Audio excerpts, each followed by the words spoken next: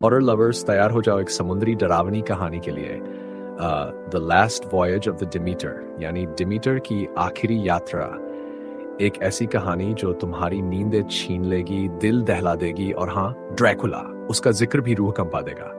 कहानी की शुरुआत होती है सन 1897। हाँ, ये 1897 का वो दौर। इंग्लैंड के एक पुराने बंदरगाह पर एक बुजुर्ग मजदूर सामान लाद रहा होता है। तभी उसकी नजर एक अजीब सी पेटी पर पड़ती है। उस पर बने रहस्यमयी निशान उसे घूरते हैं, जैसे कुछ कहना चाहते हो। उसी पल उसकी पकड़ से रस्सी छूट जाती है, लेकिन शुक्र है वहां मौजूद एक तेज तर्रार मजदूर ने हालात काबू में कर लिए और कोई बड़ा हादसा होते होते टल गया। लेकिन वो बुजुर्ग कुछ डरावना कहता है, क्या तुमने कभी ड्रैकुला देखा है? ये सुनते ही हवा जैसे थम जाती है। वो वहां से चला जाता है, लेकिन उसके लहजे में डर छुपा था या कोई सच्चाई, कोई नहीं जानता। अब उसी तेज तर्रार मजदूर को मिलता है मौका डिमीटर नामक जहाज पर काम करने का। और हाँ, वही संदिग्ध पेटी, वहीं से कहानी की जड़ बनती है। ये वो जमाना था जब जहाज अमीरों का कीमती सामान एक देश से दूसरे देश ले जाते थे। जहाज रवाना होता है लंदन की ओर। सामान देने वाला आदमी जाते जाते प्रेयर करता है, जैसे उसे भी कोई अनहोनी का अंदेशा हो। टोबी, एक अनुभवी नाविक, नए सदस्य को जहाज के ढांचे और सिग्नलिंग सिस्टम के बारे में बताता है। अगर कोई मुसीबत आए तो लकड़ी पर खटखटाना। सब कुछ ठीक चल रहा होता है। तभी डेक के नीचे रखे जानवर बेचैन हो उठते हैं। दो लोग नीचे जाते हैं। अचानक एक जोरदार झटका और गोदाम से गिरने की आवाज। क्लेमेंस, एक समझदार आदमी, लाइट लेकर जांच करने उतरता है। वो देखता है सामान बिखरा पड़ा है, मिट्टी, और उसी मिट्टी के बीच से एक लड़की प्रकट होती है। सब दंग रह जाते हैं। कुछ कहते हैं इसे समुद्र में फेंक दो, क्योंकि उस जमाने में जहाज पर औरत का होना अपशगुन माना जाता था। लेकिन क्लेमेंस कहता है वो जिंदा है। कैप्टन एलियट से अनुमति लेकर वह उसे इलाज देने लगता है, यहां तक कि उसे बचाने के लिए अपना खून तक दे देता है। लड़की धीरे धीरे होश में आती है, लेकिन उसके साथ कुछ और भी जाग जाता है। वही प्राणी ड्रैकुला, जो उस पेटी में छिपा था। रात का समय, वॉच ड्यूटी पर खड़ा आदमी समुद्र की ओर देखता है। खुद डरावना नजर आता है। वो पास जाकर देखता है, लेकिन सिर्फ कीड़े मकोड़े। इधर जहाज के नीचे एक चंचल कुत्ता जहाज के अंदर सूंघते हुए भागता है। तभी एक काली परछाई उस पर झपट पड़ती है। जब सब नीचे आते हैं तो देखते हैं कुत्ता मारा जा चुका है और सभी जानवरों की लाशें पड़ी हैं। अब शक जाता है उस लड़की और उस मजदूर पर। क्लेमेंस कहता है, मैं एक नामी यूनिवर्सिटी से मेडिकल की पढ़ाई करके आया हूं, लेकिन उसकी जाति के कारण उसे अपशब्द कहे जाते हैं। तभी एक आदमी चाकू निकाल लेता है। पर तभी लार्सन, एक और नाविक जो उस अजीब प्राणी को देख चुका था, बोलता है इस जहाज पर कोई बुरी आत्मा है। पेट्रोव्स्की, जहाज का सख्त अफसर। पहले तो सबको मजाक लगता है, लेकिन जब वो जहाज की लकड़ी को टूटा हुआ देखता है तब उसे भी थोड़ा शक होता है। वो आगे बढ़ता है, तभी तो एक कोने में कुछ अजीब दिखता है। वो चाकू निकालता है, लेकिन उससे पहले एक परछाई उस पर टूट पड़ती है और वो हमेशा के लिए खो जाता है। अगली सुबह जहाज में कई जगह नुकसान दिखता है। सब कहते हैं शायद वो शराब पीकर समुद्र में गिर गया होगा। लेकिन अब लड़की पूरी तरह होश में है, पर उसकी हालत अजीब है। वो सिर्फ एक ही बात कहती है, वो यही है, वो यही है। और अब कहानी करवट लेती है। लड़की ने अपने गांव की एक भयानक कहानी सुनाई। वो बोली, हमारे गांव में एक राक्षस था, एक पिशाच जिसे ड्रैकुला कहा जाता था। रात को वो लोगों का खून पीकर जिंदा रहता था। गांव वालों ने डर के मारे एक सौदा किया और उसे एक ट्रंक में बंद करके एक मालवाहक जहाज से किसी और शहर भेज दिया। लेकिन उस सौदे में उस मासूम लड़की की बलि दे दी गई। और अब वही ड्रैकुला, वही डीमन उसी जहाज पर था। उस रात जब तेज बारिश और आंधी चल रही थी, तब उलगारिन नाम का मेंबर केरोसिन जलाने गया, पर उसे अंदाजा नहीं था कि मौत चुपचाप उसकी ओर बढ़ रही है। अचानक लकड़ी पर किसी के नाखूनों की खौफनाक दस्तक सुनाई दी।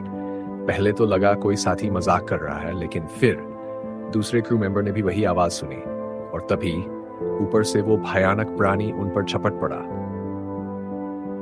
उसका असली चेहरा देखकर तो दूसरा मेंबर दंग रह गया। वो प्राणी जहाज के अंदर नहीं गया, बल्कि बाहर ही मंडराता रहा, और तभी जहाज जोर से एक ओर झुक गया।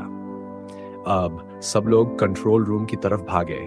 जहाज को संतुलित करने की कोशिश की जा रही थी, लेकिन डर का माहौल गाढ़ा होता जा रहा था। तभी क्लेम्स ने देखा टोबी के कंधे पर खून की बूंदें गिर रही हैं। ऊपर देखा तो एक लापता साथी अब बेहोशी में लटका हुआ था। उसे नीचे लाया गया, लेकिन तभी वो अचानक जोर से उठ बैठा। सब लोग डर के मारे कांप गए। उसे रस्सियों से बांधना पड़ा। अब कप्तान का आदेश आया, हर कोई हथियार लो और जहाज की पूरी तलाशी लो। लेकिन तलाशी में क्रिएचर का कोई सुराग नहीं मिला। इसी दौरान पोलग्रेन जो बंधा था वो किसी तरह छूट गया और टोबी के पास पहुंचा। शुरू में लगा सब ठीक है, पर जैसे ही टोबी ने उसकी आंखों में झांका, वो पूरी तरह सफेद थी।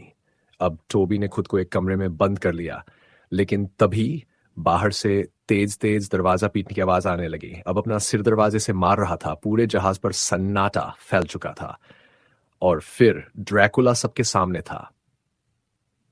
टोबी की आंखों के सामने वो धीरे धीरे उसकी तरफ बढ़ा और फिर अपने नुकीले दांतों से टोबी की गर्दन में काट लिया। अचानक अन्ना ने दरवाजे की कुंडी तोड़ दी, अंदर आई। क्लेम्स भी पीछे पीछे आया। टोबी बेसुध पड़ा था और उसकी गर्दन पर 2 गहरे दांतों के निशान। अगले दिन सुरक्षा के लिए ओल्गन को फिर से बांधा गया, लेकिन इस बार उसकी आत्मा कुछ कहना चाहती थी। जैसे ही सूरज की किरणें उसके ऊपर पड़ी, उसकी त्वचा जलने लगी, और तभी एक गोली चली और उसकी तड़प खत्म हो गई। अब टीम में डर और अविश्वास भर चुका था। तभी जोसेफ ने फैसला लिया, अब बस, मैं ये सब नहीं झेल सकता। वो एक लाइफ बोट लेकर निकल पड़ा, लेकिन घना कोहरा, चारों ओर कुछ दिखाई नहीं दे रहा था। तभी ड्रैकुला ने उसकी खून की खुशबू सूंघ ली और वहां पहुंच गया। अब बचे थे सिर्फ क्लेम्स और अन्ना, और उन्होंने फैसला कर लिया, अब आर पार की लड़ाई होगी। दोनों ने हथियार उठाए और नीचे डेक की ओर बढ़े। वहां उन्हें एक पुराना लकड़ी का बक्सा दिखा। जैसे ही क्लेम्स ने उसका ढक्कन हटाया, अंदर से निकले रेंगते कीड़े और एक प्राचीन राजदंड, जो शायद किसी भविष्यवाणी से जुड़ा था। उसी वक्त ऊपर से आवाज आई, एक लाइफ बोट गायब है।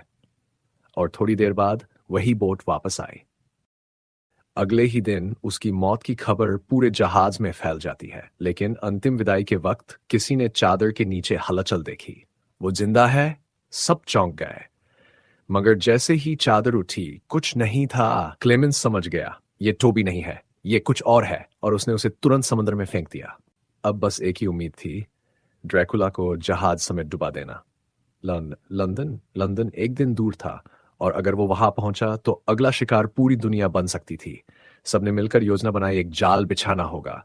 जब ड्रैकुला फंसे, तभी जहाज को समुद्र में डुबा दिया जाएगा। बाकी लोग लाइफ बोट से निकल जाएंगे। ये सुनकर कप्तान भावुक हो गया।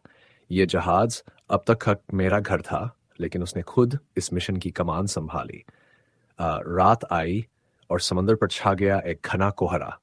रह रहकर रस्सियां हिलने लगीं, और तभी एक एक बड़ा उड़ता कीड़ा हवा में दिखाई दिया। ड्रैकुला आ गया था। उसका एक और साथी अब मारा जा चुका था। क्लेमेंस अब अकेला था, डर और अंधेरे के बीच। जैसे ही वह सीढ़ियों से नीचे जाने लगा, उसे लगा कोई उसके बगल में है। उसने दरवाजा बंद कर लिया। बस एक सेकंड पहले, जहाज से गहरा लगाव होने के बावजूद, उसने कुल्हाड़ी उठाई और अपने ही जहाज पर वार किया। बिजली चमकी, तूफान तेज हुआ, और तभी कप्तान अपनी धार्मिक किताब पढ़ रहा था, लेकिन तभी एक काली साया बिजली की तरह उस पर झपटी और उसकी जान ले ली गई।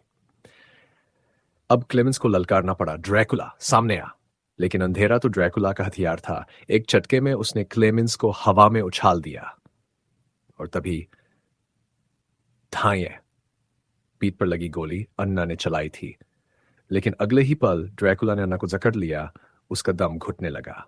क्लेमेंस ने फिर हमला किया, लेकिन वो दूर नहीं भाग पाए। ड्रैकुला ने उन्हें फिर खींच लिया और उनकी गर्दन पर दांत गड़ा दिए। लेकिन ठीक उसी वक्त अन्ना ने जंजीर से बंधे खंबे की रस्सी काट दी। गिरती लकड़ियां, और दोनों ने उन्हें थाम लिया। जहाज टकराया समुद्र की चट्टानों से, और अब उसका अंत निश्चित था।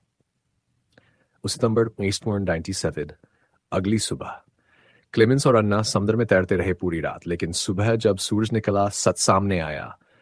अन्ना अब पहले जैसी नहीं रही थी। ड्रैकुला का जहर उसके खून में फैल चुका था। खून चराने से कुछ वक्त तो मिला, पर इलाज नहीं।